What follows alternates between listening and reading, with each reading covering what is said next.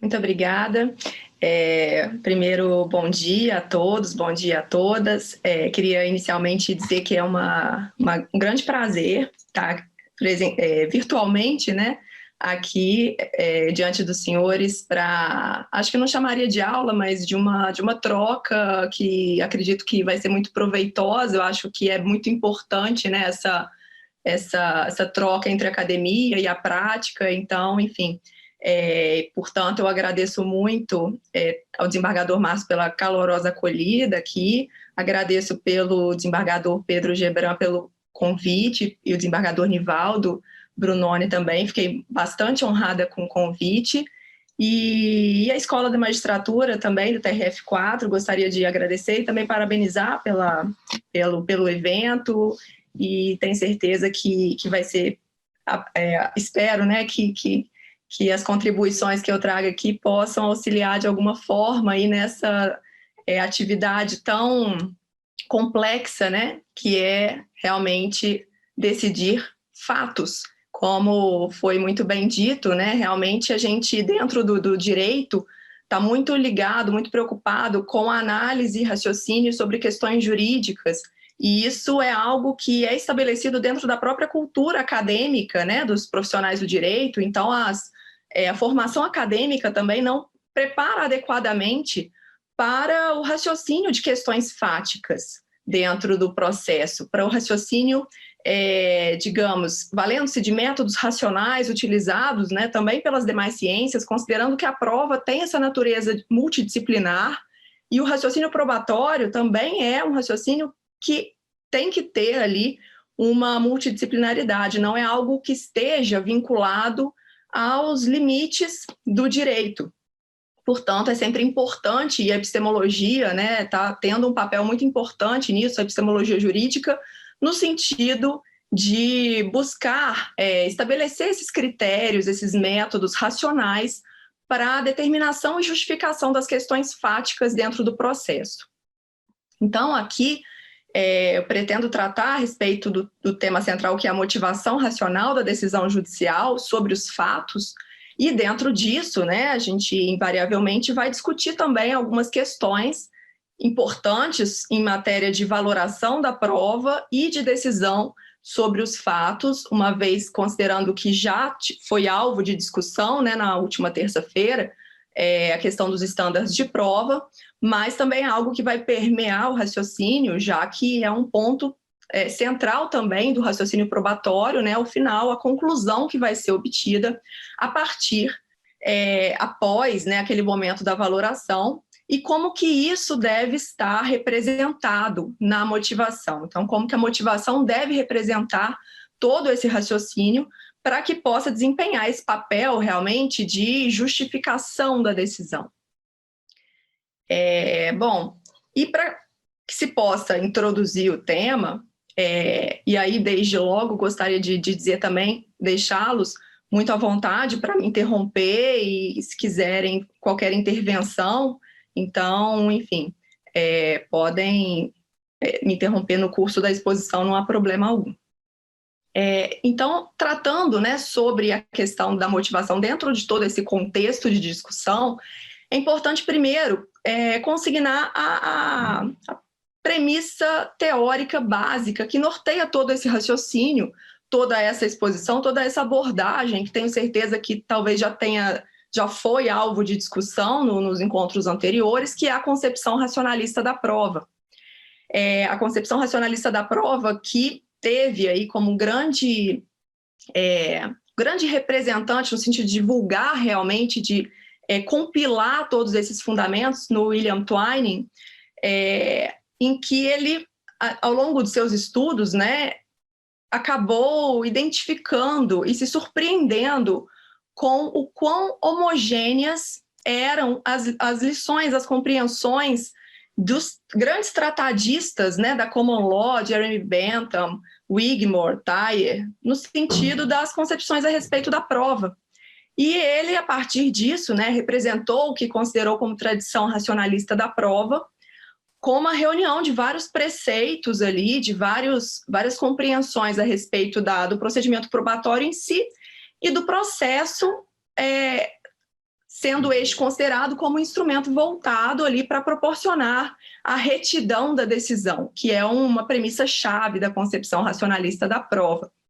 E outra premissa importante também é que, dentro disso, a ideia é que as questões fáticas devem ser provadas por meios racionais. E nisso, vários outros princípios são colocados ali para proporcionar, né, o alcance desse fundamento central.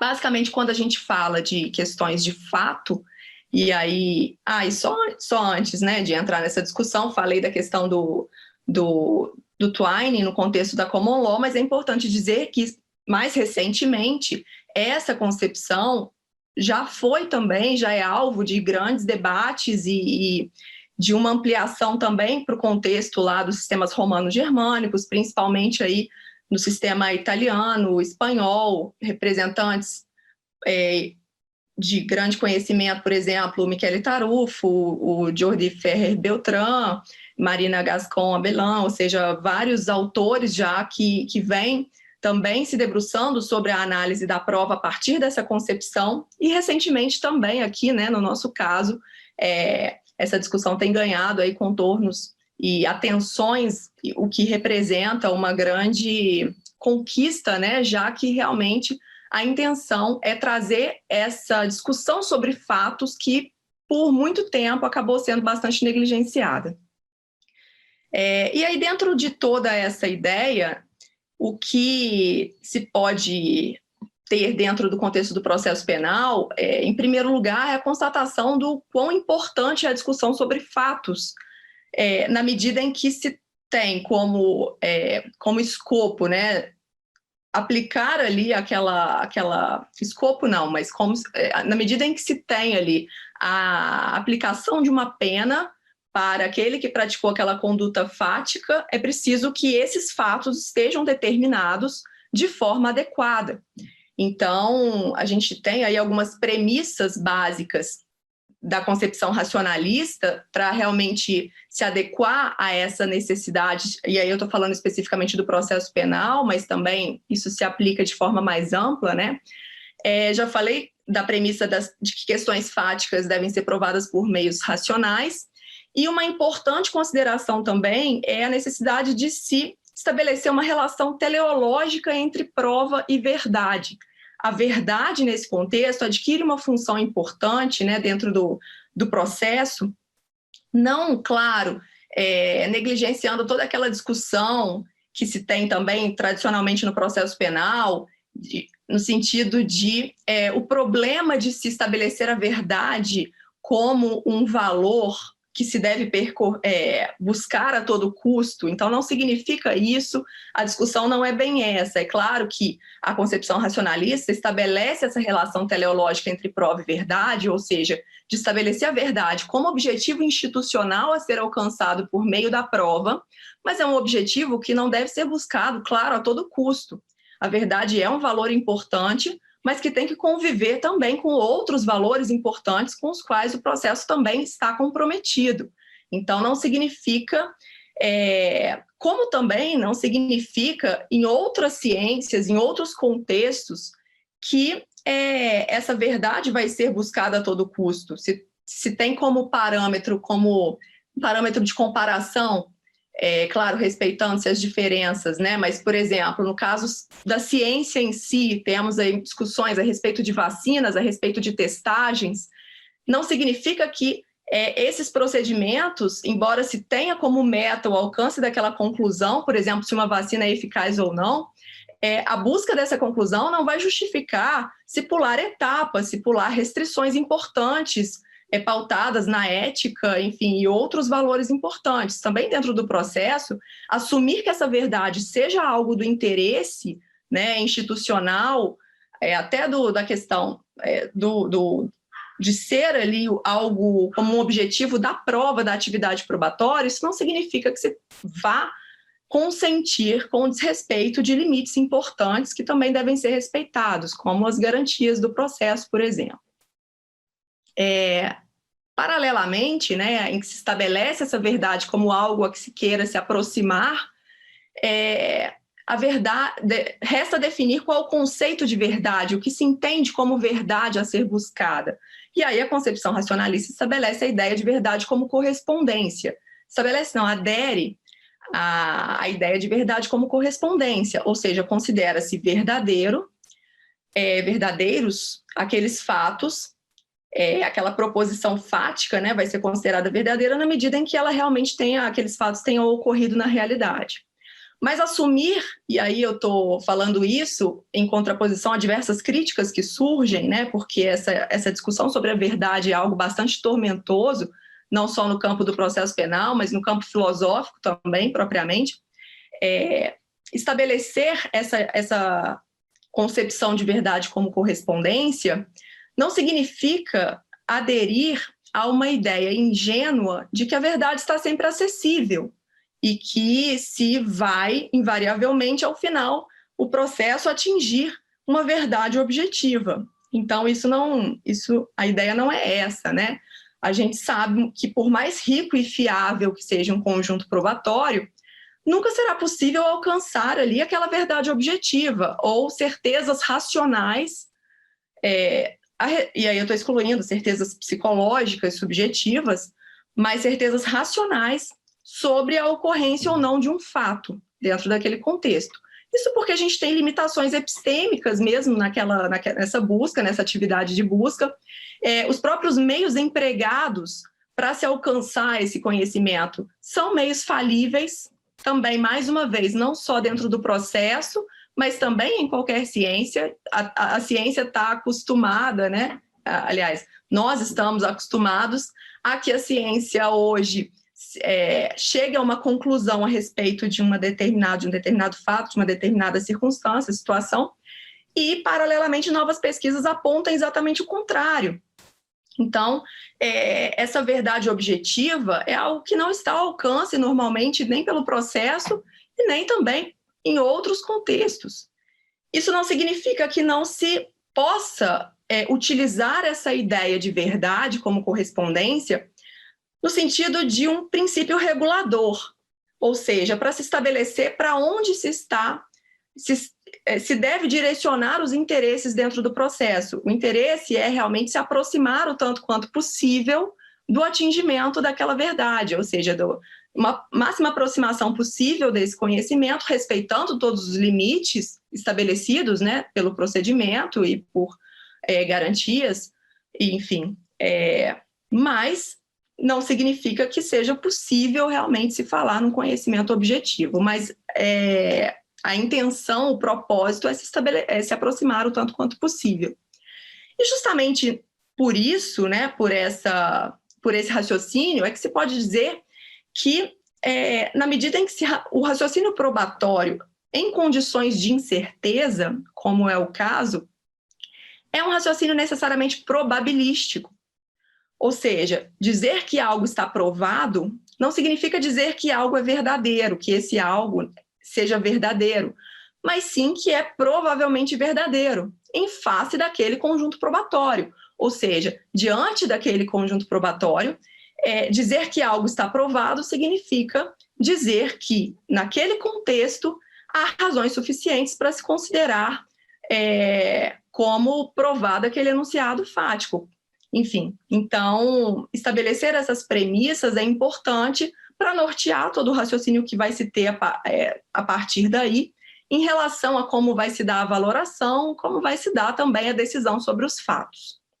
E aí, eu já adianto, vou falar mais sobre isso daqui a pouco, mais à frente, que dizer que o raciocínio dentro do processo seja probabilístico não quer dizer que se pretende utilizar cálculos matemáticos ou frequência estatística para chegar àquela decisão judicial, né, para se determinar se o fato está provado ou não.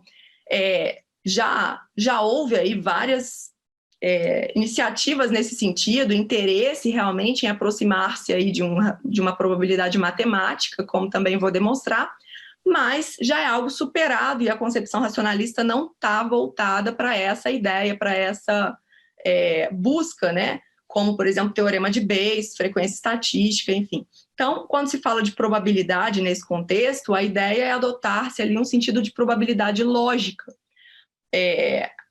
sendo aí a ideia estabelecer um encadeamento das hipóteses numa escala de probabilidade. Não se pode dimensionar matematicamente qual é a probabilidade daquele fato ter ocorrido segundo descrito naquela proposição, mas sim você tem condições para dizer, a partir do conjunto probatório, se uma hipótese é mais provável que outra. Se outra pode já estar ali eventualmente superada porque foi refutada por aqueles elementos probatórios. Então, você pode, muitas vezes, ordenar essas hipóteses, essas proposições, numa escala de probabilidade, mas sem o interesse de quantificá-las matematicamente. Então, voltaremos nessa discussão aí daqui a pouco.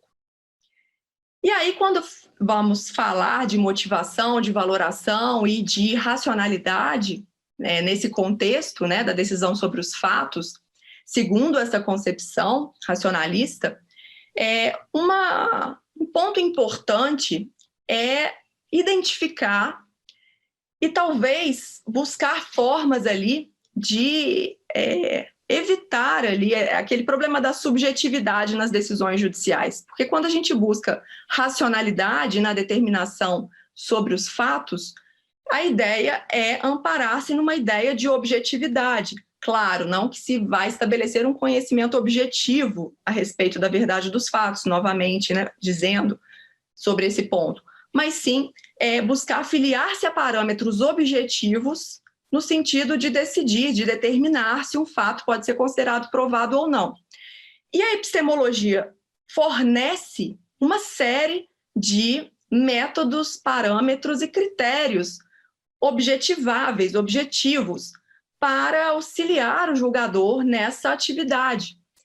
Então, é importante, né, conhecer, discutir e ver até que ponto que realmente é possível que a gente possa estabelecer esse raciocínio probatório, esse raciocínio voltado para a determinação dos fatos a partir de parâmetros objetivos, já que os parâmetros objetivos buscam, dentre várias finalidades, principalmente uma ideia de controlabilidade.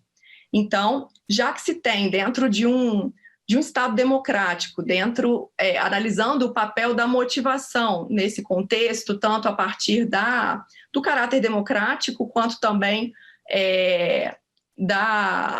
do papel frente ao devido processo legal, enfim, a motivação adquire um papel muito importante de se proporcionar um controle sobre a decisão judicial e o que também inclui a decisão judicial sobre os fatos, a partir da análise da prova. Portanto, é importante, né, verificar como que se poderia trabalhar com esses métodos racionais fornecidos, discutidos pela epistemologia jurídica. E aí, talvez os senhores já tenham discutido isso, né, na aula anterior, que tratou sobre os estándares probatórios. É muito comum, dentro do nosso sistema, na verdade, uma contraposição que às vezes é apontada, né, entre os sistemas de tradição romano-germânica e os sistemas de tradição anglo-saxônica. Então, é a diferença e o papel, né, dos estándares de prova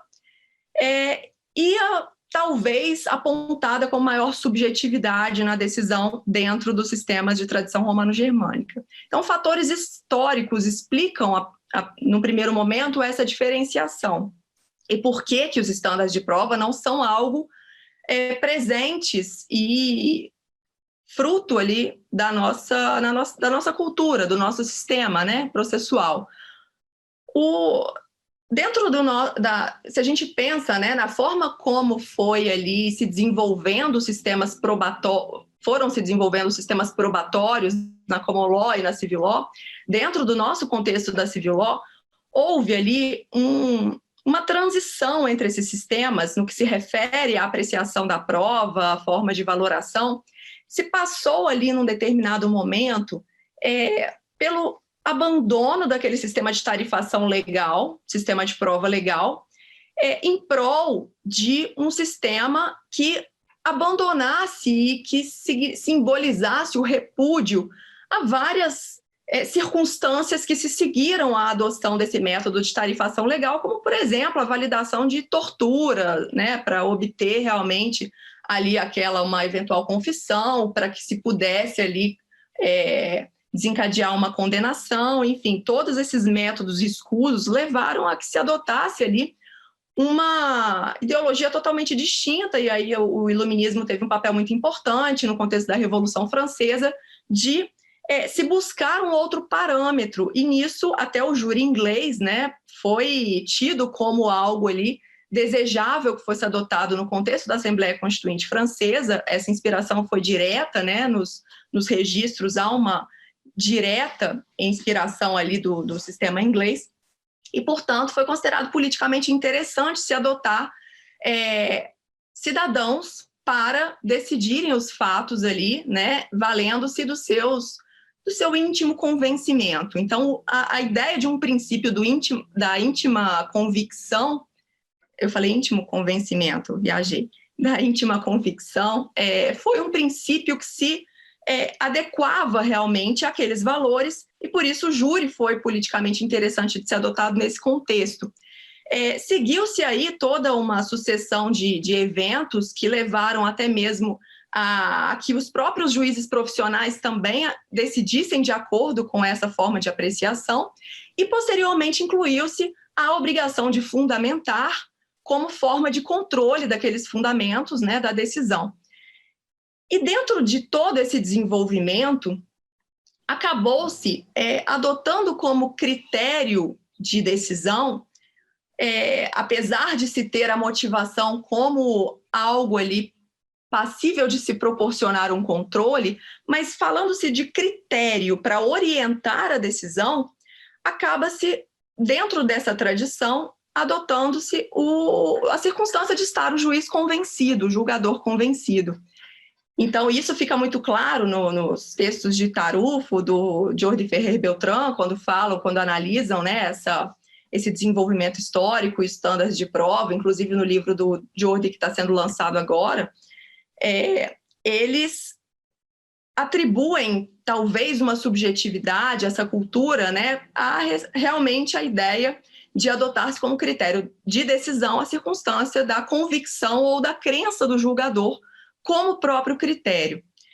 Já no contexto da common law, aí cabe um alerta. Embora se tenha a ideia da participação popular na administração da justiça, o júri que decide sem fundamentar, simplesmente apontando ali se o sujeito é culpado ou inocente, todo o sistema está voltado para desenvolver orientações, instruções que devem ser fornecidas para os jurados para orientá-los a tanto valorar adequadamente a prova como de decidir, né, uma vez já valorada a prova, de decidir ali, chegar àquela conclusão a respeito da culpa ou inocência do acusado. Então, o sistema se esforça para estabelecer esses parâmetros que devem orientar os julgadores. Então, o sistema da íntima convicção não faz parte dessa cultura, faz parte da nossa, né, naquele contexto da Revolução Francesa e daí para frente, mas não se espera que o júri seja autorizado a decidir de acordo com a sua consciência unicamente.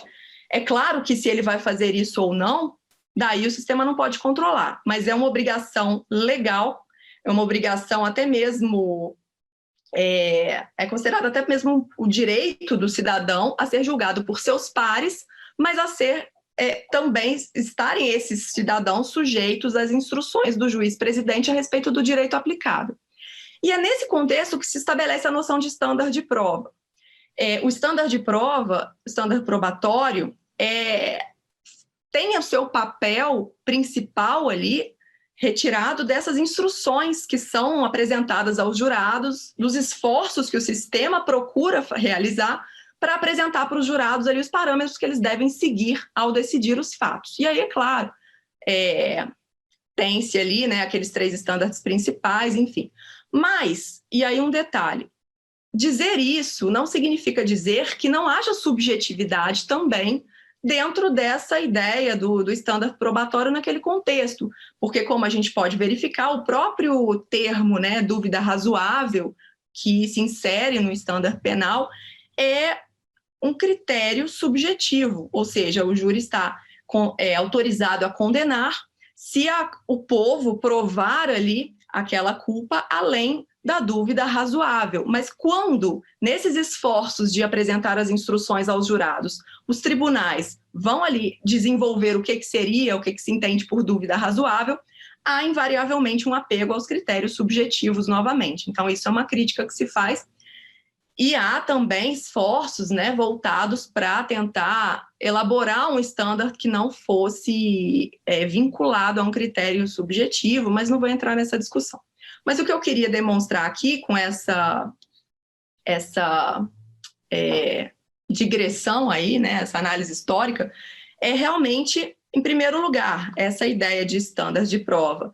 Não é algo que faz parte da nossa cultura, é algo que agora nós estamos amadurecendo essa discussão e trabalhando com a importância de se estabelecer, né, critérios para orientar o julgador sobre o grau de suficiência probatória ali necessário para que possa considerar os fatos provados. E, por outro lado, que essa subjetividade, né, essa ideia de convencimento, ou seja, de se atrelar o grau de suficiência probatória à circunstância de estar o julgador convencido, é algo que está intrínseco ao próprio desenvolvimento do nosso sistema processual, né? A própria cultura dos sistemas de civil law. Mas isso não significa que não se pode ser pensado, trabalhado, desenvolvido, né? Uma metodologia racional, enfim, e critérios para que também se possa buscar maior racionalidade nessas decisões judiciais sobre os fatos.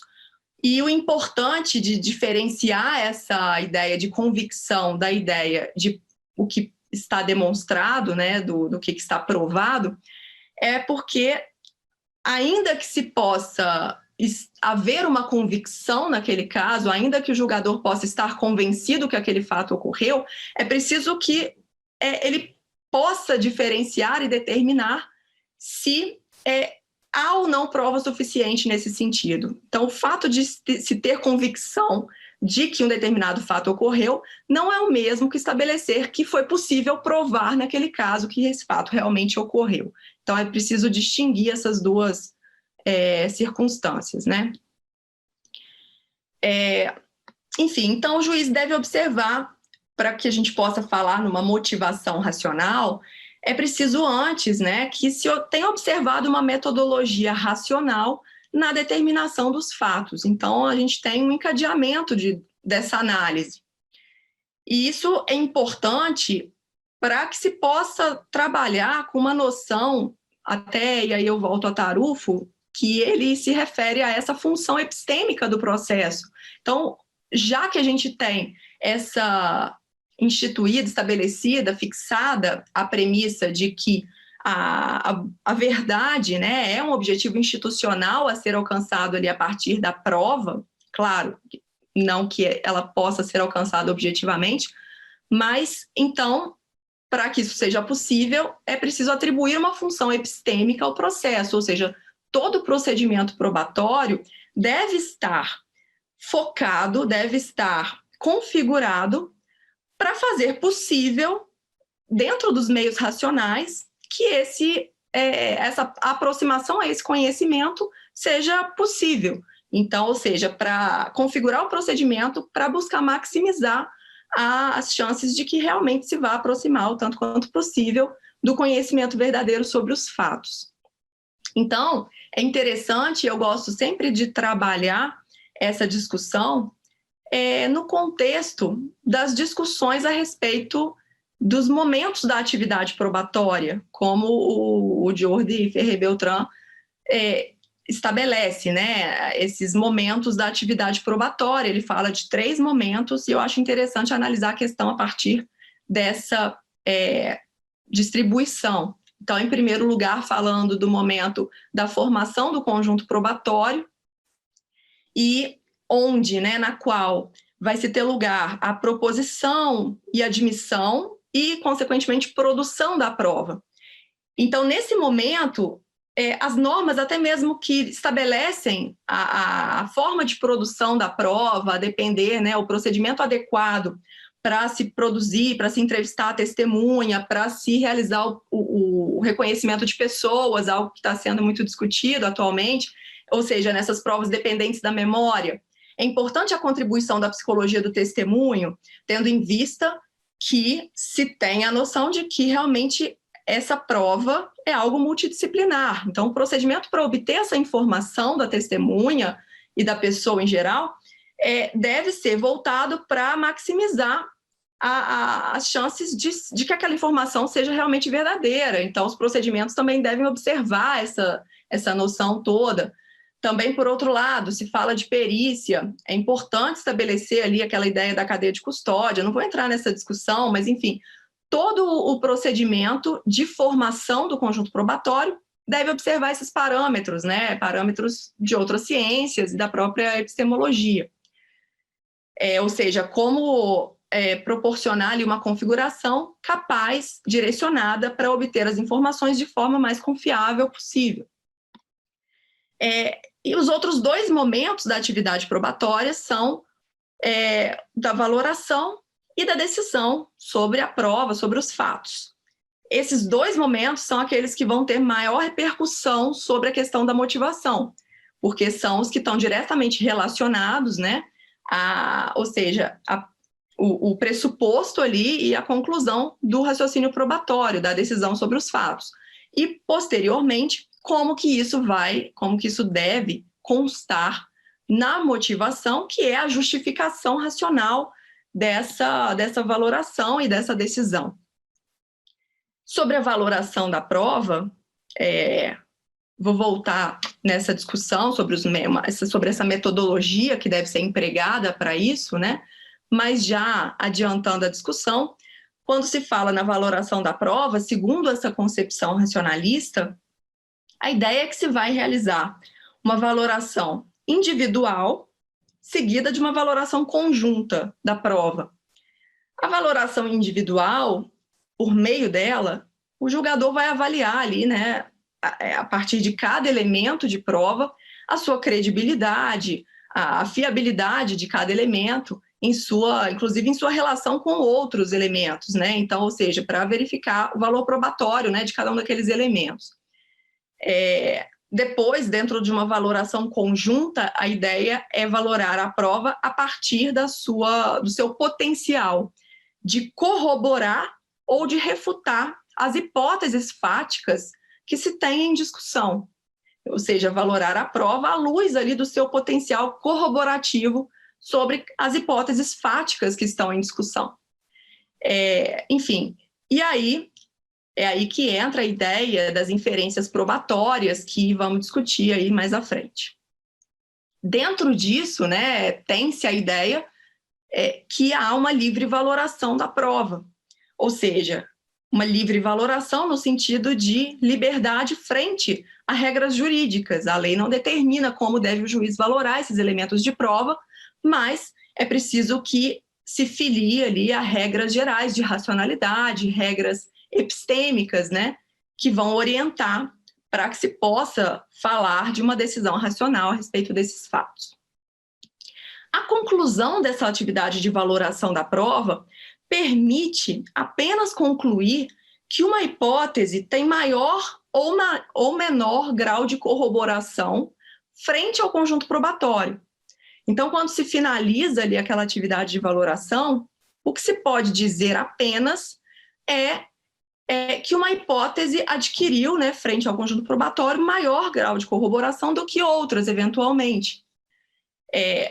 Para que se possa decidir propriamente se está provada ou não a hipótese, aí a gente precisa de um critério que determine esse grau de suficiência adequado para considerar a hipótese como provada.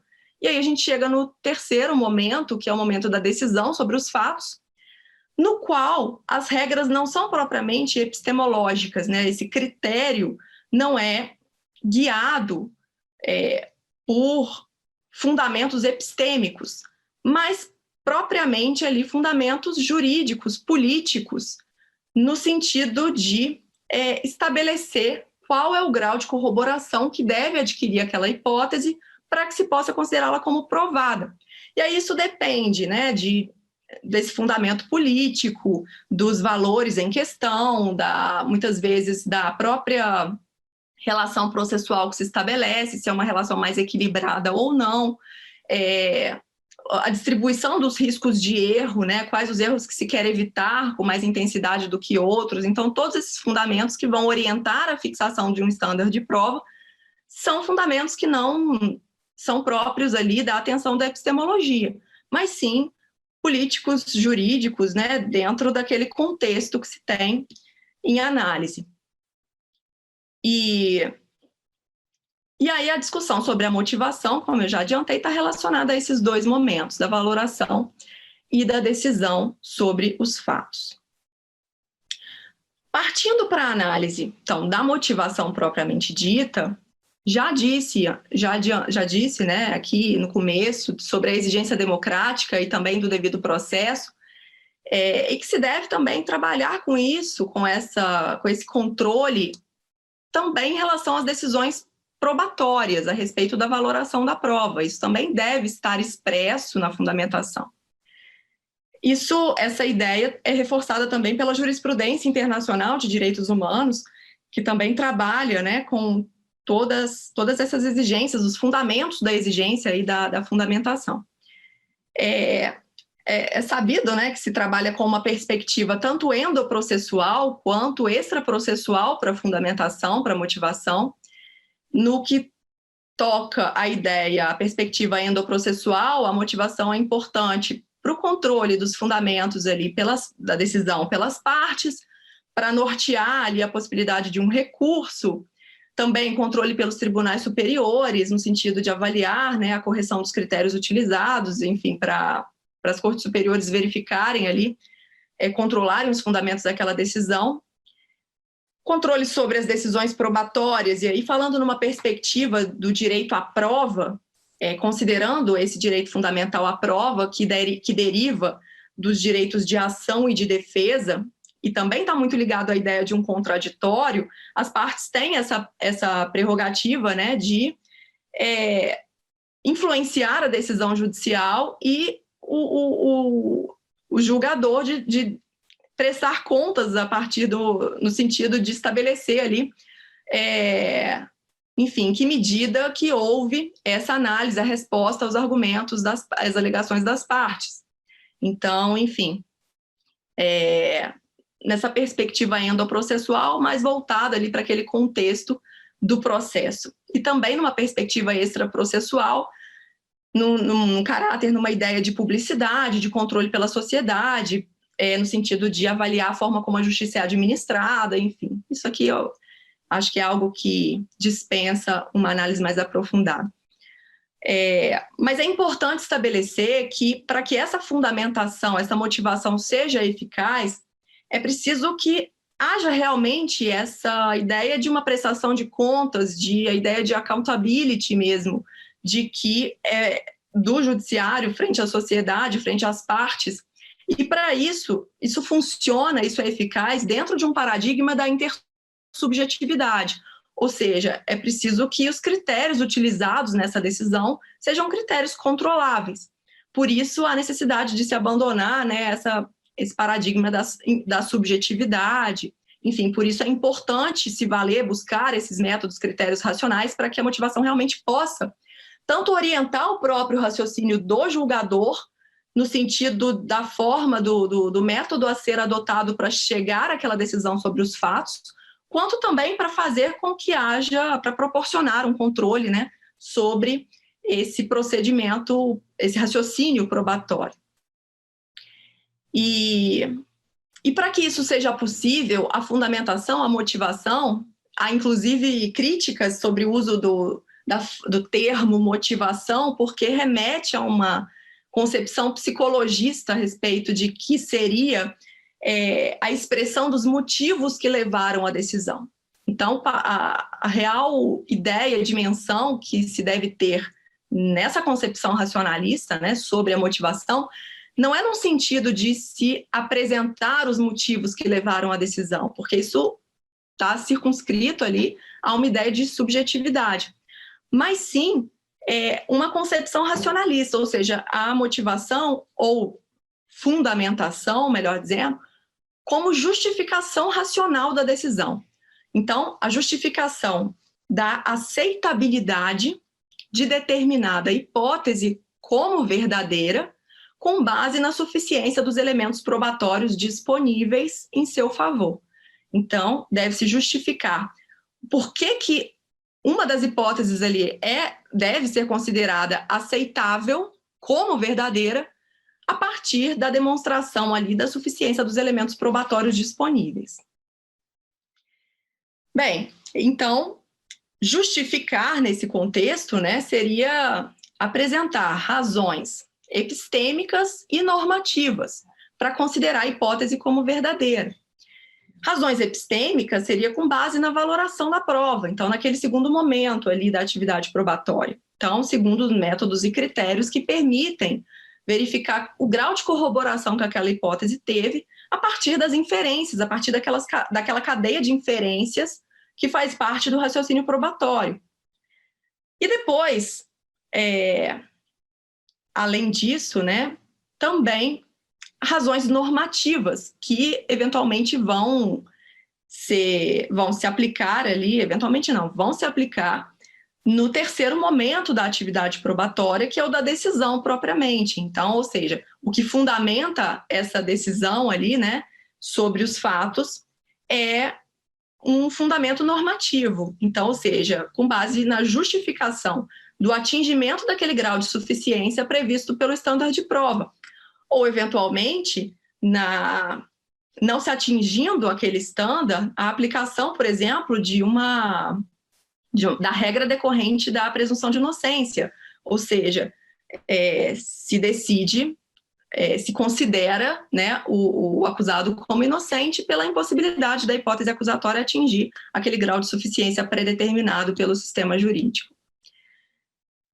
Enfim, então, diante de tudo isso,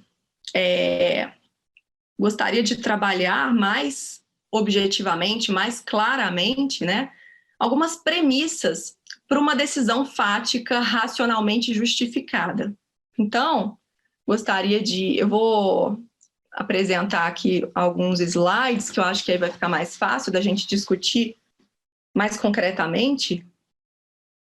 Deixa eu só passar para a apresentação aqui. Bom, aqui só nesse primeiro slide eu só havia colocado aqui inicialmente, né, algumas questões a serem exploradas no sentido de, em primeiro lugar, se é possível falar em racionalidade no momento de valorar a prova e determinar os fatos, se existem métodos e critérios válidos capazes de orientar o julgador no curso dessa atividade, como a decisão sobre os fatos deve ser justificada racionalmente, e se é possível exercer um controle sobre a racionalidade das decisões sobre os fatos. Então, essas algumas questões, né, a serem aqui trabalhadas.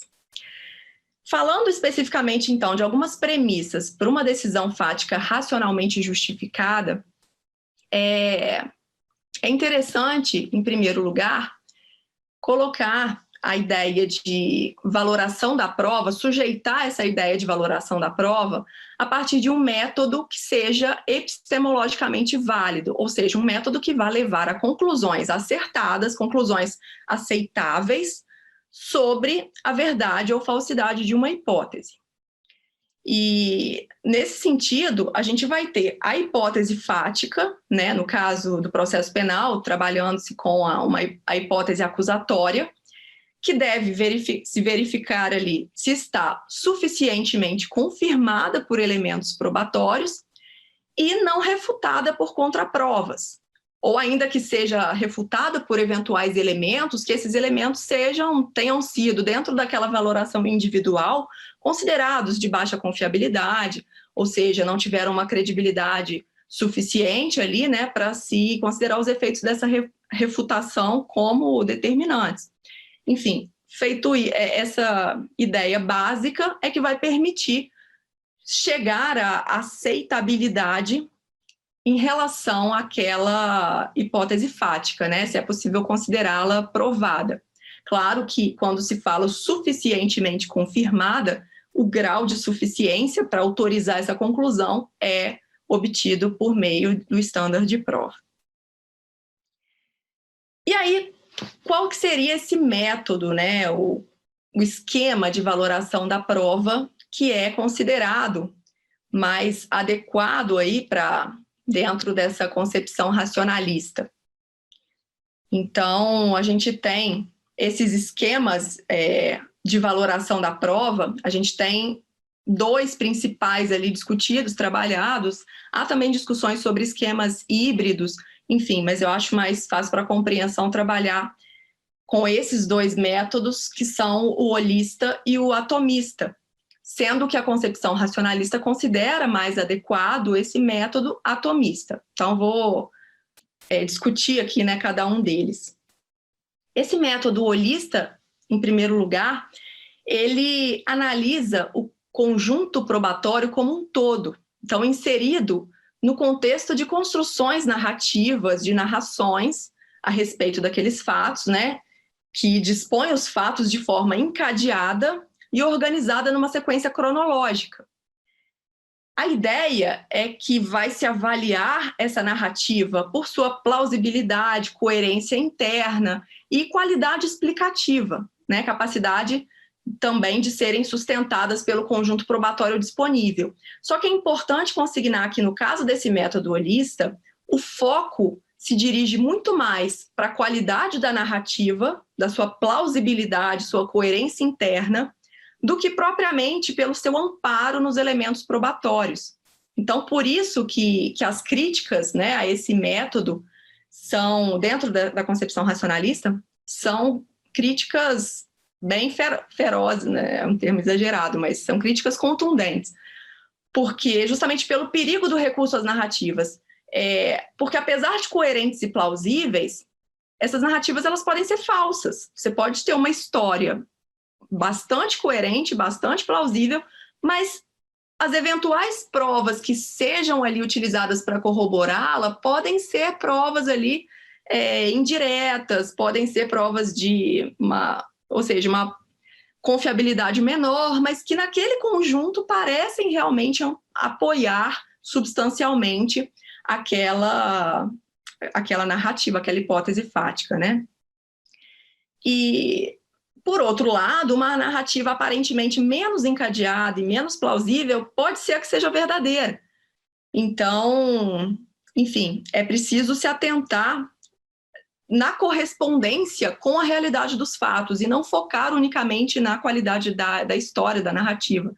E isso também é uma outra crítica a esse modelo, a esse esquema de valoração, no que se refere a proporcionar mais riscos de vieses cognitivos, ou seja, e aí, né, é uma discussão dentro da psicologia cognitiva que trabalha com a ideia de que as pessoas, ao raciocinarem, né, tanto, e aí não vale para o contexto processual, como no seu dia a dia, sempre buscam aqueles atalhos de informação, heurísticas, para tomar essas decisões. E muitas vezes essas generalizações, essas heurísticas vão comprometer realmente a qualidade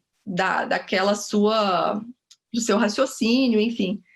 E com isso, esses vieses cognitivos, o viés de confirmação, por exemplo, é apontado como algo que é muito comum se adota esse esquema de valoração, de raciocínio, porque a tendência seria atribuir mais qualidade às provas que confirmem aquela hipótese, aquela narrativa, e subavaliar as provas que a refutem. E na medida em que você tem uma consideração conjunta ampla daquela história, você perde a atenção sobre a individualidade dos elementos probatórios e, com isso, pode, muitas vezes, ignorar, né, a força probatória de elementos que contrariem essa narrativa, embora sejam aí coerentes e plausíveis, enfim.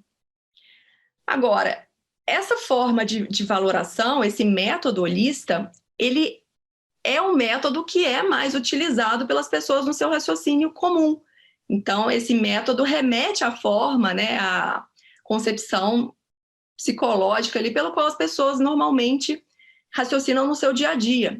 E outra, a estrutura do procedimento está configurada a partir de uma dinâmica de narrativa. Então, a gente não tem um caráter muito analítico né, quando se tem ali a descrição das hipóteses fáticas, do que se busca provar com cada elemento probatório, no sentido de decompor ali aquela descrição do tipo penal e se atentar a cada um daqueles elementos que devem ser provados e quais provas foram capazes de atingir, de demonstrar cada um desses elementos. A tendência é que a gente tem um foco muito mais nessa dinâmica narrativa. A denúncia é uma peça narrativa, quando muitas vezes isso também na audiência, na produção da prova, fica claro muito mais um apego a isso. Enfim, então isso é algo que dificulta muitas vezes que o julgador venha a ter um raciocínio mais analítico. E aí a gente entra no método atomista, que é o método mais analítico, mais complexo, porém, ele não é, né, não é esse método comum de raciocínio que se tem normalmente, por isso daí a complexidade de realizar toda aquela cadeia de inferências e de justificar todas essas inferências, né, que se tem, que se espera, né, que ocorra no contexto do processo. O raciocínio atomista é um raciocínio que é considerado, já disse, né, mais adequado aos parâmetros da concepção racionalista, e ele pressupõe uma ideia de valoração individual de cada item de prova no contexto da proposição fática. Então, você tem a valoração de cada item, no sentido de cada elemento, no sentido de avaliar a sua fiabilidade, enfim, o seu valor probatório, e depois a análise desses elementos à luz das hipóteses fáticas, né, para se configurar realmente, ao final, provado ou não aquela hipótese principal que se tem como base, a hipótese acusatória. Então, a ideia é que se analise o efeito corroborativo ou de falsificação que cada elemento de prova exerce sobre as hipóteses, a partir de inferências que vão sendo realizadas, inferências secundárias, né, a partir de cada elemento fático ali, decompondo essa hipótese maior em várias hipóteses fáticas e aí avaliando, né, essa possível corroboração ou não a partir dos elementos de prova, e por fim, né, naquela inferência que vai servir de base ao raciocínio, a decisão judicial, no sentido de ter se considerado provada ou não a hipótese acusatória. Então, resgatando algo que eu adiantei no início, a compreensão de que esse resultado dos raciocínios probatórios nunca vai ser efetivamente exato, levou ao fortalecimento dessas concepções que baseiam o acertamento dos fatos pelo juiz em termos de probabilidade. Então, diz que voltaria a essa discussão, e voltamos agora. Dentro desse método atomista, considerando aí os modelos de probabilidade, a gente pode distinguir em modelos de probabilidade matemática ou estatística, ou de probabilidade pascaliana, probabilidade quantitativa, também se refere à mesma ideia. E, por outro lado, o modelo de probabilidade lógica ou indutiva, ou o modelo baconiano. No primeiro lugar, o modelo de probabilidade matemática são aqueles que buscam quantificar matematicamente, né, por cálculos de probabilidade, qual seria o grau de confirmação dessas hipóteses. Então, a ideia é aplicar cálculos matemáticos mesmo de probabilidade no processo de valoração. E aí quantificar numericamente o grau de acertamento ou a frequência de uma dada hipótese. Então, é o que ocorre, e aí, claro, já adiantei que esses raciocínios, esses modelos estão superados, né, por uma ideia dessa concepção racionalista, mas, de todo modo, só para exemplificar, dentro da probabilidade matemática, você pode distinguir ali probabilidade estatística, por exemplo, ou probabilidade objetiva, que são aquelas que buscam aferir a frequência estatística com que um determinado evento vai ocorrer na realidade, dada aquelas circunstâncias que se tem ali naquele contexto. Então, por exemplo, qual é a probabilidade que um carro vermelho tenha passado aqui na frente da rua com placa, aqui, falando aqui do Juiz de Fora, com placa do Rio de Janeiro, e que uma pessoa tenha, né, sacado uma arma e atirado ali numa pessoa com tais características físicas. Enfim, avaliar uma frequência estatística para que um determinado evento tenha ocorrido. A crítica a um modelo como esse, né, por mais que se possa atingir um grau elevado de probabilidade, por exemplo, a probabilidade que tenha sido o acusado que seja 90%. Ainda assim, você não pode afastar a chance de que os 10% ali tenham ocorrido. E você não quantifica estándar de prova em termos matemáticos.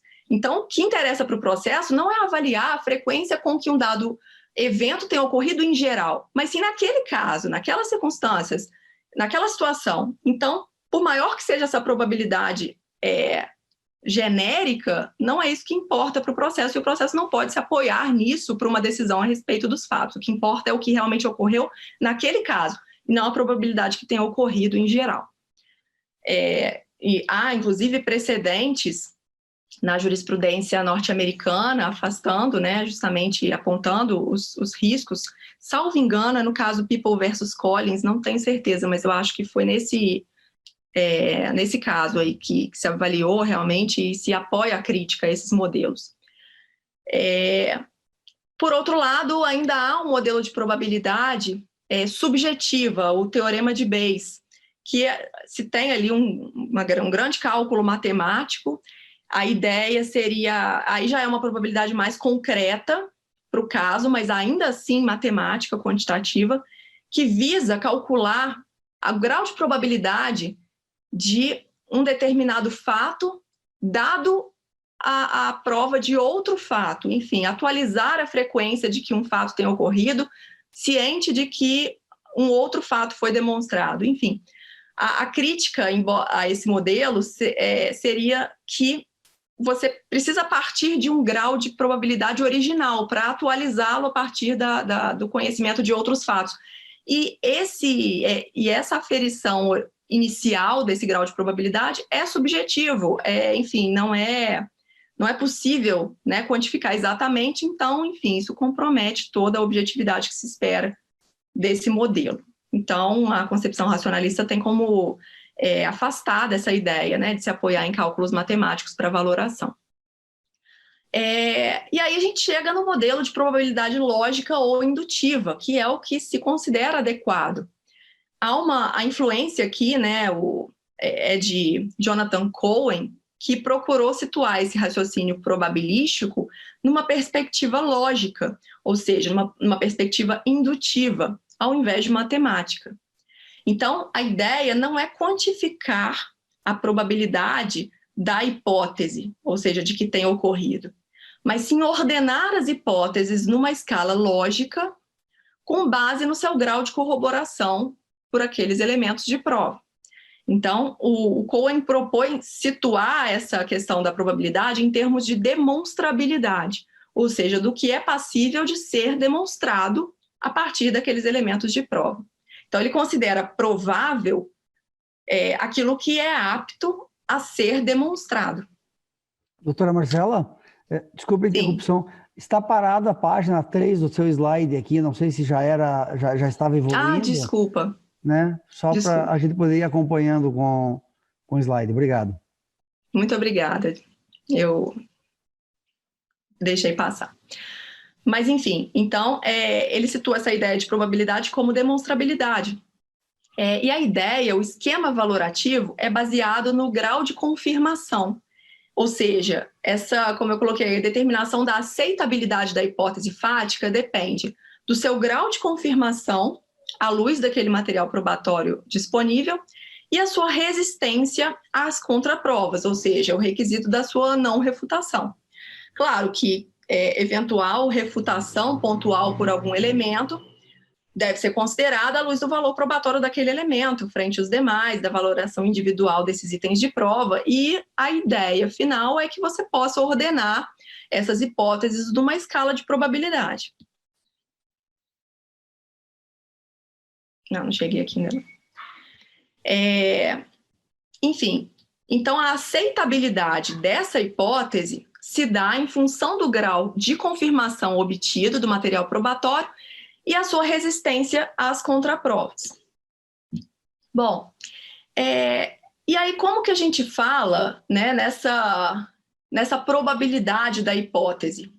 Como que se estabelece, né, esse grau de confirmação, essa relação entre a prova e a hipótese? E aí é aí que entra essa ideia, né, do raciocínio probatório como uma cadeia de inferências.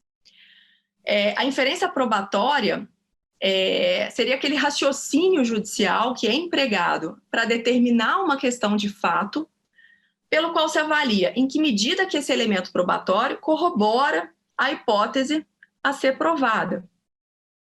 Então, essa probabilidade da hipótese se apoia numa conexão lógica com as provas, ou seja, a relação entre a prova e a hipótese se dá por meio de um conector, que é, na verdade, uma regra de uma generalização. Ou seja, dado um fato A, e aí deixa eu descer aqui. Já vou chegar ali embaixo, mas dado um fato A, você pode concluir, né, por um fato B, a partir de uma regra que permite você fazer esse salto inferencial. Que lhe permite, dado o fato A, concluir pela existência de um fato B. Então, em linhas gerais. Essa cadeia de inferências, esse raciocínio probatório, é um raciocínio complexo, com base, né, na conjugação dessas inferências.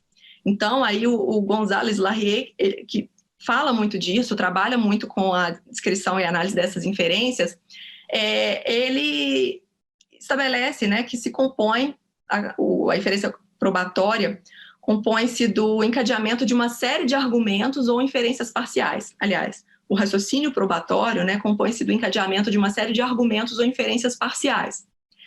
Então, em primeiro lugar, dado aquele conjunto probatório, é possível extrair ali aquelas informações dessas provas produzidas.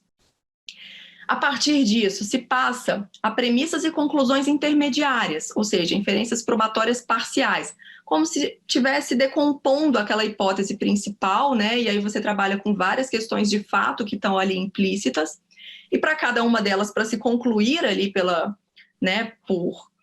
corroboração ou refutação a cada uma dessas questões fáticas intermediárias, a ideia é que vão se realizando essas inferências parciais, e ao final, conjugando-se isso como uma cadeia, é possível atingir a conclusão final sobre a hipótese principal. Então, aquela hipótese acusatória, que aí seria aquela inferência probatória completa. E aí, dentro disso, tem-se aí a representação da inferência probatória dessa forma. De um lado, tem-se as informações e os dados probatórios disponíveis. De outro, a hipótese fática sugerida para explicar determinado evento. Então, dadas essas informações, é possível concluir e corroborar, eventualmente, aquela hipótese fática, né, que é sugerida para explicar aquele evento. E aí, no meio, tem-se um elemento de ligação, que seria uma regra de generalização, que permite saltar daquelas informações para aquela conclusão final, em relação a fatos, né? Em relação a demonstração ou não, corroboração ou não, daquela hipótese fática. Esse elemento de ligação, que é capaz de relacionar a premissa com a conclusão, pode se justificar ali, né? Ter como fundamento, aliás, pode ter fundamentos distintos. Então, como a gente vai analisar aqui nos tipos de inferências probatórias. Então, no caso aí, a gente tem essa regra de conexão que funciona como se fosse uma garantia, porque quando se tem, e esse é um raciocínio indutivo, né, de caráter indutivo, o que permite saltar de um determinado fato para uma determinada conclusão é essa regra que funciona como uma garantia, ou seja, como uma proposição que justifica inferir aquela hipótese a partir da informação probatória disponível. Normalmente, nas inferências realizadas para esse raciocínio probatório, né, para se determinar os fatos, é uma inferência de caráter epistêmico, ou seja, as regras de conexão que unem aqueles fatos àquela conclusão, que permitem, né, que garantem o salto do fato para a conclusão, são regras decorrentes das máximas de experiência, ou até mesmo, né, de leis causais que permitem concluir, regras causais que permitem concluir ali por uma dada hipótese a partir da presença de um determinado fato, um determinado elemento. Então, ou seja, são leis que dizem que se ocorre um fato A, normalmente ocorre um fato B. Essa expressão normalmente é justamente o que torna aceitável concluir, a partir de um fato em particular, a ocorrência de outro fato particular. Bom, então vou dar um exemplo aqui, né? Antes de passar para os tipos da inferência propriamente ditos, ainda partindo de uma ideia aí dessa inferência epistêmica que se aplica, né, no raciocínio probatório em grande medida, eu vou dar 2 exemplos aqui para ficar claro. Acho que eu vou voltar aqui.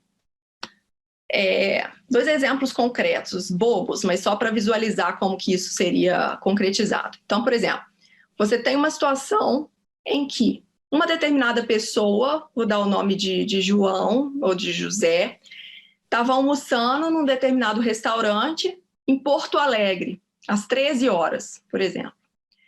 A gente tem um sujeito B que foi morto em Erechim, e aí estou usando exemplos locais aí, foi morto em Erechim às 14 horas.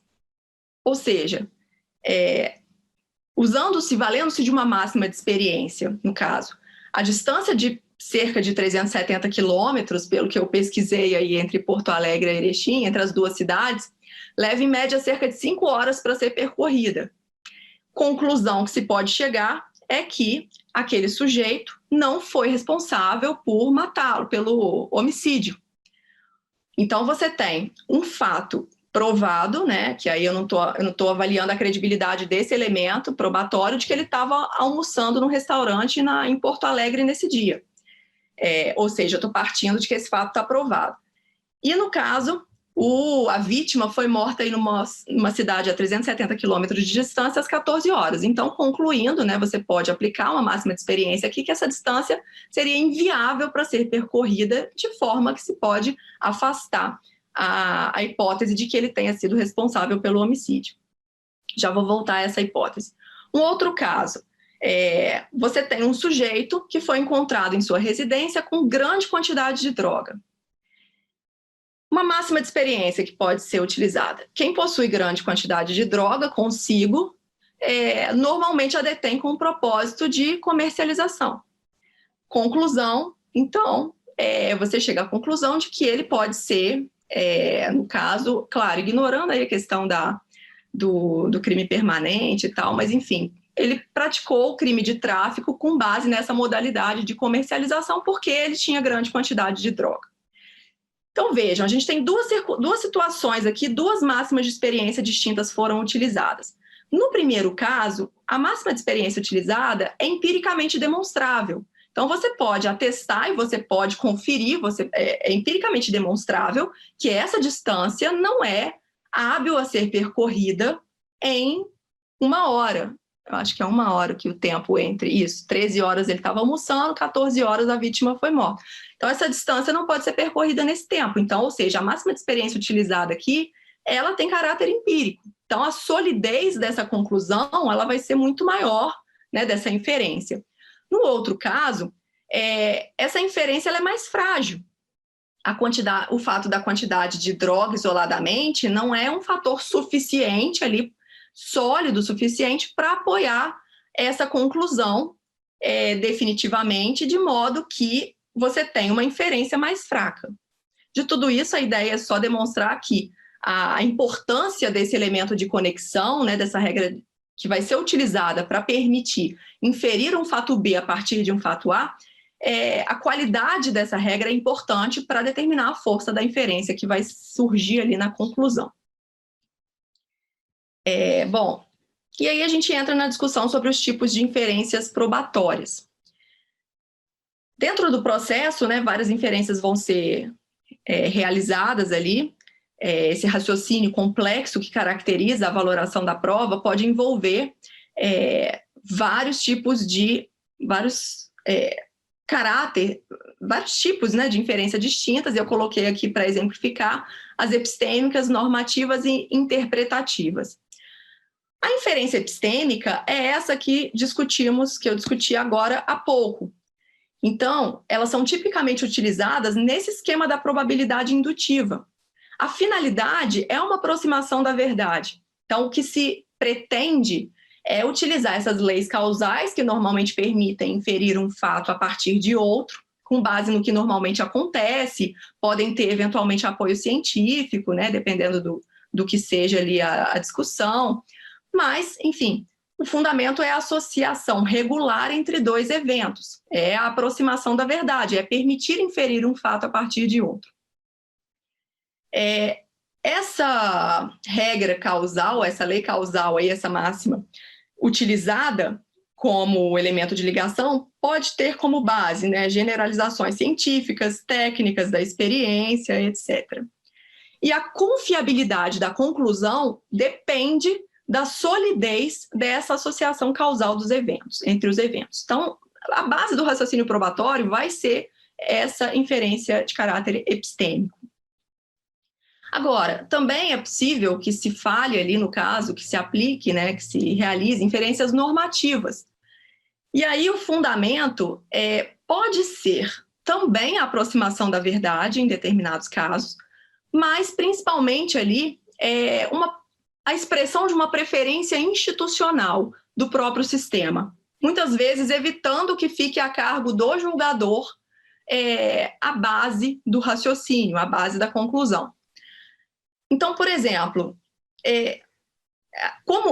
na grande parte dos casos, né, aliás, é comum a aplicação dessas inferências normativas nas situações de insuficiência probatória, em que as provas produzidas não são suficientes para fundamentar as hipóteses fáticas que foram alegadas. Então, normalmente, o sistema estabelece normas que podem expressar uma associação entre fatos observados na realidade externa, ou seja, muitas vezes a intenção é realmente aproximar-se da verdade, mas o próprio sistema prefere predeterminar ali uma associação do que deixar a cargo do juiz determinar concretamente.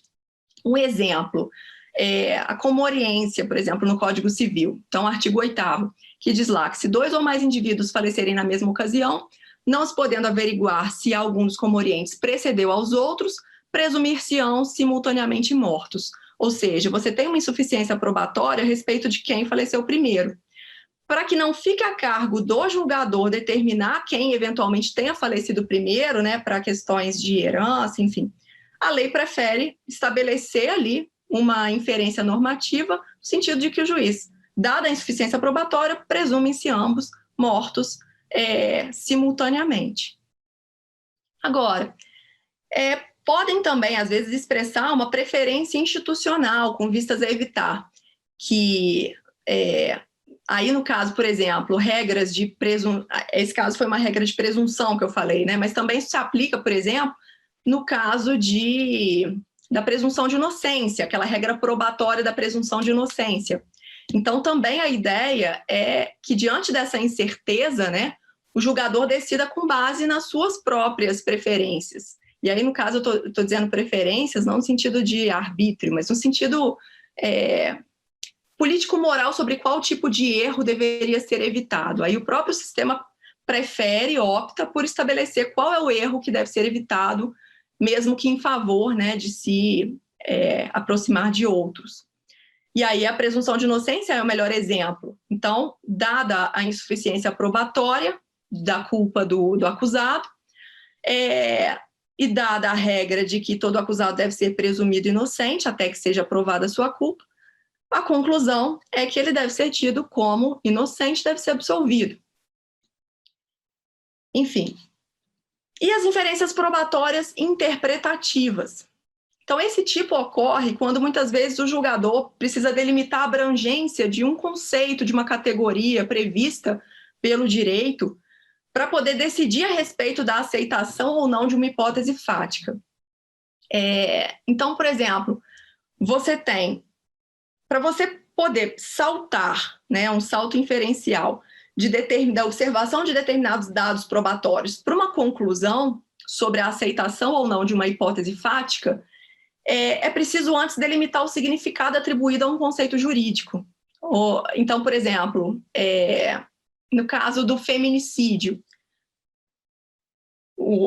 sabe-se, né, que é o homicídio que é praticado contra a mulher por razões da condição do sexo feminino. Então, uma inferência interpretativa que pode ser feita é que o transexual vai se enquadrar nesse conceito ali previsto pelo Código Penal. Então, ou seja, para que você possa concluir pela aceitação daquela hipótese, é preciso antes determinar um conceito, uma escolha interpretativa a respeito de um conceito. Isso seria uma inferência interpretativa. Então, para simplificar, quando se fala em inferência epistêmica, a ideia é dado X, ou seja, dado o fato X, então é provável o fato Y, ou seja, é permitido concluir pelo fato Y. A inferência normativa, a ideia é dado X, presume-se Y, ou seja, a própria norma impõe que o fato Y vai ser presumido diante da verificação do fato X. E as interpretativas é como se dissesse que X conta como Y naquela situação, naquela circunstância. Bom, e aí a probabilidade, só para concluir, a probabilidade indutiva de uma hipótese ou seu grau de confirmação vai variar a partir de uma série de critérios que podem ser observados, né, que devem ser observados ali pelo julgador para verificar, né, além dessas verificadas as inferências possíveis de serem realizadas, é necessário verificar ali a solidez dessas inferências, ou seja, qual seria esse grau de confirmação para que se possa comparar aquelas hipóteses, né, na escala lógica de probabilidade. Uma primeira questão interessante de ser observada é que tudo isso, toda essa dinâmica é inserida no contexto do contraditório, que adquire um papel de método epistêmico. Então, muito se discute que o contraditório poderia, a dinâmica do contraditório, né, poderia comprometer eventualmente, enfim, teria ou não fundamento epistêmico, e aí vem o Giovanni Touzé, ele fala que sim, o contraditório é tido como um método epistêmico, ou seja, seria um instrumento operativo da função epistêmica do processo, porque é um método destinado a orientar a investigação da verdade no contexto processual. E ele também proporciona as condições para que as hipóteses contrapostas sejam sujeitas a teste e a efetiva possibilidade de serem falseadas por outras provas, nos moldes do que ocorre em qualquer método de investigação científica. Então, tem-se como base ali aquela dialética também, um método científico de prova e contraprova, o que dentro do processo é favorecido pelo contraditório. Então, agora sim, a probabilidade indutiva, né, de uma hipótese ou seu grau de confirmação varia em função.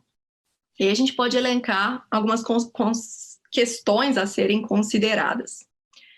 Por exemplo, em primeiro lugar, fundamento cognitivo e a força das generalizações utilizadas. Então, avaliando-se, por exemplo, a regra de conexão que é utilizada para permitir aquele salto inferencial, ou seja, para concluir pela hipótese a partir da prova de eventuais fatos isolados.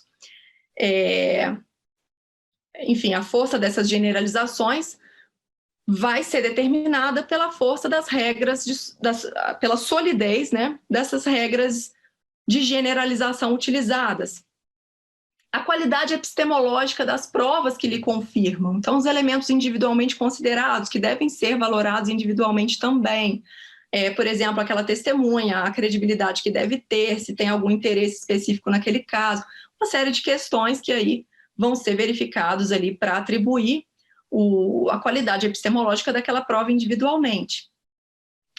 Um outro ponto, quanto mais passos inferenciais tiverem que ser dados naquela cadeia de confirmação, mais fraca é a inferência ao final, aquela inferência conclusiva final. Então, se você precisa conjugar vários raciocínios para chegar àquela conclusão, isso enfraquece a inferência final, né, a conclusão final. Então, quanto menos passos ali, quanto mais simples for para chegar àquela conclusão, é mais forte, né, a sua qualidade epistêmica.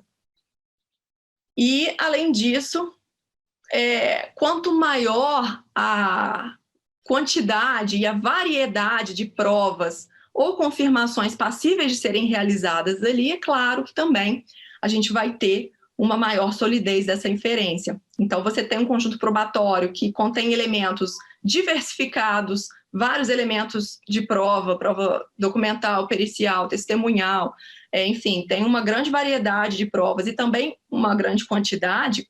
Isso leva, naturalmente, à conclusão de que seria mais sólida, né, aquela conclusão final. Claro, isso tudo aí tem que ser considerado dentro de um contexto. E, além disso, o exercício do contraditório entra aí nessa análise, né, como uma regra epistemológica, como uma garantia de verdade. Então, também mais forte será aquela inferência final se é observado rigorosamente o exercício do contraditório, foi dada a oportunidade para a refutação daquela hipótese, e aí a condição de não ter sido refutada torna mais sólida, né, torna maior a probabilidade daquela hipótese principal ser verdadeira. Aí só um detalhe, alguns autores, e aí Gonzalez Larrier, por exemplo, a Marina Gascon Abelin também, eles citam alguns critérios também que podem ser utilizados para se verificar a solidez dessa inferência, né, além dos que eu discuti ali. Então, como exemplo, né, vou falar rapidamente para não cansá-los. Esses critérios, eles se dividem, eles atuam sobre os 3 componentes dessa estrutura da inferência, sobre os dados probatórios, sobre as regras de generalização e também sobre a hipótese final. Então, em primeiro lugar, sobre os dados probatórios. São confiáveis e precisos os elementos de prova que se dispõem? Então, por exemplo, se você tem, dada toda a discussão que se tem, né, em relação ao reconhecimento, um reconhecimento fotográfico que foi realizado sem observância do procedimento, enfim, não cabe entrar nessa discussão, mas é uma prova que pode ser tida naturalmente como de menor confiabilidade, dada toda a discussão que se tem em relação à psicologia do testemunho. Então, por exemplo, em alguns indícios também, algumas provas indiretas que têm uma menor confiabilidade, enfim. Além disso, esses elementos são suficientes, quanto mais dados probatórios, né, que apontem em direção daquela hipótese, mais variados, e aí esse é um outro critério, a questão da variedade que eu já falei, também, né, trazem uma maior solidez daquela conclusão. Sobre a regra de generalização na inferência, ela está suficientemente fundada? Ou seja, ela é sólida o suficiente para poder autorizar aquela conclusão? E aí é importante submeter a controle essa regra de generalização, ou seja, é importante que o juiz expresse como que se deu aquela inferência, por qual raciocínio, né, que se chegou àquela conclusão, para submeter ao contraditório essa discussão. Então, para que as partes possam, eventualmente, discutir aquela solidez ou não daquela regra de generalização utilizada.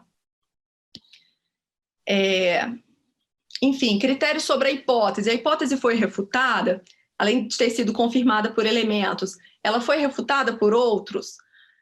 A hipótese pode ser diretamente refutada se ela foi incompatível com uma outra afirmação que foi dada como provada.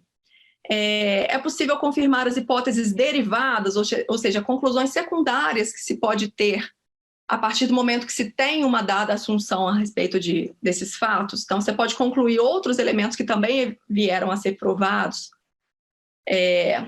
Foram eliminadas hipóteses alternativas, e aí vem a questão da discussão do estándar de prova, além de qualquer dúvida razoável. Claro,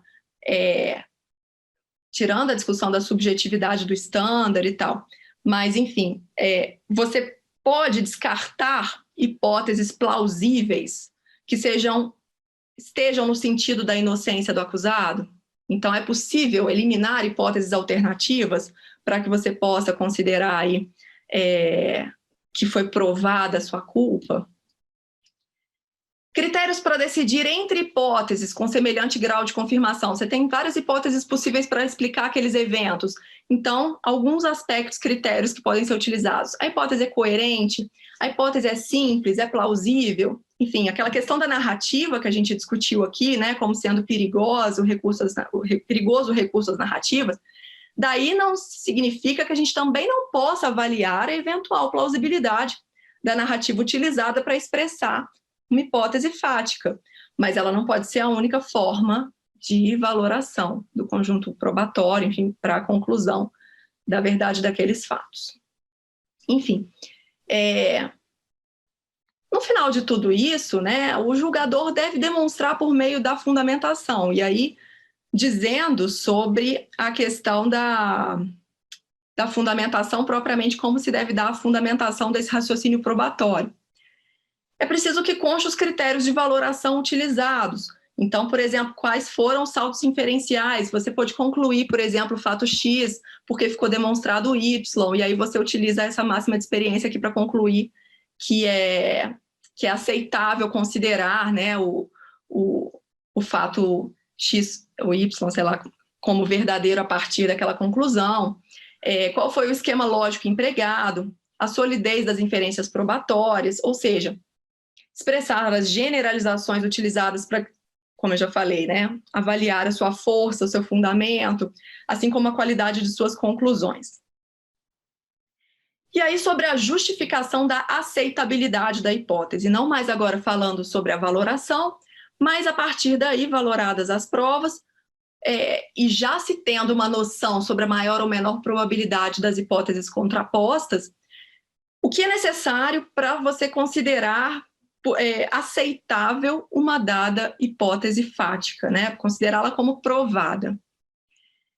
E aquele momento, o terceiro momento, né? O momento da decisão, e para isso depende-se de um critério de aceitabilidade. Eu gosto muito dessa passagem aí do Federico Stella, que ele se refere à ideia de razoabilidade, ou seja, razoável aceitabilidade. Estabelece o standard, né, deve estabelecer quando é razoável aceitar a hipótese como provada. E esse critério de aceitabilidade, ele deve ser pré-estabelecido pelo sistema jurídico, não deve ser algo ali, claro,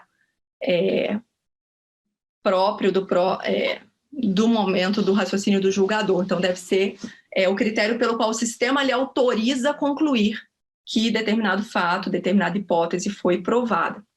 E aí que entra a discussão sobre os estándares de prova. Eu estou dando uma acelerada aqui, né, porque eu acho que eu já extrapolei o tempo que eu tinha para fazer essa primeira exposição, e também porque sei que já tiveram essa discussão na terça-feira, mas o standard seria a expressão desse critério de aceitabilidade.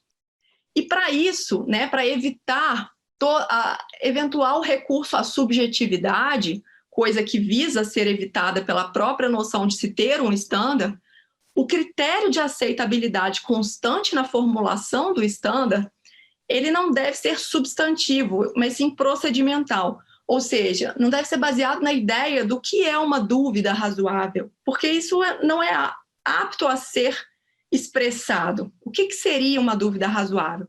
Então, para isso, a própria formulação do standard deve trazer um procedimento, né, muitas vezes ali previsto, para que se possa permitir a conclusão pela aceitabilidade ou não da hipótese. Ou seja, o enunciado será aceitável como verdadeiro se estiver suficientemente corroborado pelos elementos probatórios. Mas qual é esse grau de suficiência para se considerar suficientemente corroborado? Esse critério de suficiência é o que se refere como uma condição intersubjetiva do conhecimento. E aí eu gosto desse precedente da Suprema Corte americana, no caso In re Winship, que diz o seguinte: o standard, né, busca instruir o juiz acerca do grau de confiança que a sociedade acredita que ele deveria ter no momento de aferir a veracidade de suas conclusões factuais. Então, é algo que já é pré-estabelecido e não deve ficar a cargo ali relacionado a uma ideia de convencimento, porque se parte de uma noção de controle, de possibilidade de um controle. E aí a dúvida que leva à absolvição não pode ser uma dúvida psicológica, ou seja, não pode ser a circunstância de estar o julgador em dúvida naquele caso. O sistema deve estabelecer as condições legais que impõem a conclusão da existência de dúvida, por não haver preenchido ali o grau estabelecido. Ou seja, as provas não foram capazes de proporcionar o alcance daquele grau de suficiência exigido pelo sistema, então a dúvida é a providência imposta, ou seja, providência não, é a conclusão que se extrai, ou seja, essa dúvida é institucional. E aí é preciso partir para a aplicação da conclusão verificada a situação de insuficiência probatória, que aí é a conclusão pela inocência do acusado. Então, não se trata de uma dúvida subjetiva, mas institucional, de não se ter logrado atingir o grau de suficiência probatória estabelecido. E aí, só para terminar, o Stella diz que o standard constitui como barreira destinada a impedir a transformação do livre convencimento em íntima convicção. Claro, né, gente, com ressalvas, porque mesmo possuindo ali o standard de prova, e isso tendo em vista a própria formulação norte-americana do além de qualquer dúvida razoável, que também foi prevista, incorporada pela Itália, né, essa mesma formulação, mas ainda que se disponha de um standard, ele não vai ter essa função de barreira muito bem estabelecida se houver a vinculação a critérios subjetivos. Por isso que se estabelece essa discussão, né, de como formular adequadamente um standard para que cumpra efetivamente um papel de racionalizar a decisão sobre os fatos. E de tudo isso, a motivação deve demonstrar o porquê de estar justificado considerar a hipótese como provada com base no atendimento do nível de suficiência probatória estabelecido pelo standard. Então, o standard deve ser formulado em termos objetivos para operar como um método de decisão racional sobre os fatos, ou seja, que seja capaz tanto de orientar o raciocínio do julgador sobre o atendimento, quando houve o atendimento desse grau, desse padrão, como também para indicar a estrutura a ser seguida quando da justificação da decisão.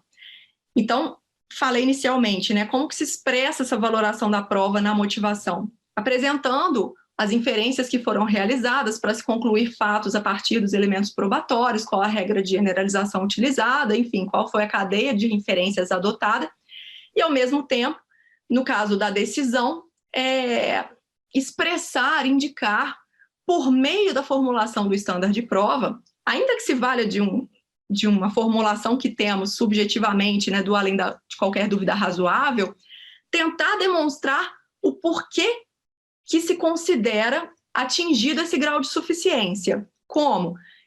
Foram afastadas as hipóteses, né, demonstrando que foram afastadas as hipóteses alternativas que seriam plausíveis e que coincidiriam com a inocência do acusado, então afastando-se, né, aí se permitiu chegar à conclusão de que foi provada realmente a hipótese acusatória, enfim, valendo-se da própria formulação do standard para demonstrar que foi atingido esse grau de suficiência. A gente tem essa sugestão do Jordi Ferrer Beltrán, eu estou lendo o livro dele que vai ser lançado, ainda não cheguei na parte da formulação especificamente, né, da parte que ele apresenta soluções para a formulação. Mas no livro anterior dele, né, da valoração racional da prova, ele trouxe aí como sugestão para discussão esses dois parâmetros, né, que formariam a proposta do standard. Então vejam que a ideia eu não estou avaliando o mérito, né, de se está ou não adequado o grau, o critério adotado, mas o molde da formulação busca indicar para o juiz um procedimento para ser seguido para se chegar à conclusão. Então, em primeiro lugar, a hipótese deve ser capaz de explicar os dados probatórios disponíveis, integrando-os de forma coerente, e as previsões de novos dados que a hipótese permita formular devem ter sido confirmadas e devem ter sido refutadas as demais hipóteses plausíveis capazes de explicar esses mesmos dados que sejam compatíveis com a inocência do acusado. Claro, excluídas aquelas hipóteses ad hoc, aquelas que podem ser pensadas, enfim, abstratamente, mas não plausíveis e relacionadas àquela conjuntura. Então, a ideia, claro, isso aqui expressa um critério muito elevado que talvez dificilmente seja atingido, mas interessante só verificar o método, que o standard se consubstancia como um procedimento aqui, que pode tanto auxiliar no raciocínio do juiz para verificar se foi ou não atingido, como também pode auxiliar no sentido da justificação, né, na motivação, trazendo ali como que o juiz vai demonstrar se ele foi atingido ou não. E aí, uma formulação nesses termos, né, contribui para que se possa atribuir esse conteúdo operativo à fórmula do standard, ou seja, desvincular de uma concepção subjetiva e trazer um procedimento efetivamente para auxiliar o julgador aí, tanto no raciocínio como na justificação.